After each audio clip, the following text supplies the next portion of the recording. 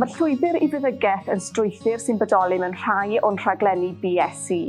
Mae hwn ar gyfer myfyrwyr sydd am gael cyfweliad gwarantedig ar gyfer ein rhaglen meddygaeth i raddedigion, ond sydd hefyd am gadw eu hopsiynau ar agor.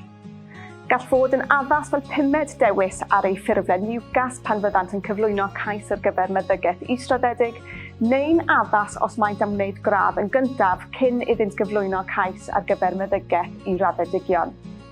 Rydym yn cynnig graddau yn y gwyddorau meddygol i fyfyrwyr sydd am archwilio eu brwdfrydedd am feddygaeth. Mae yna amrywiaeth o opsiynau gyrfa y mae graddedigion yn mynd mlaen iddynt, ond mae ganddyn nhw llwybr at feddygaeth fel opsiwn hefyd. Mae'r cyrsiau llwybrau i feddygaeth yn sylfaen ardderchog ar gyfer y cwrs meddygaeth i raddedigion oherwydd ei bod yn rhoi cyfle i chi i fwynhau Abertawe a chael blas ar beth mae e fel i fod yn y Brifysgol. Hefyd, mae'n dewis gwych wrth gefen os nad ych chi wedi cael lle ar y cwrs meddygaeth y tro cyntaf.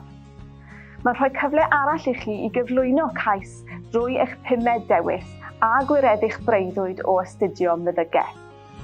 Hefyd, mae'n eich paratoi ar gyfer bywyd fel meddyg a gweithio gyda chleifion bob dydd, ac mae hynny'n amhrisiadwy.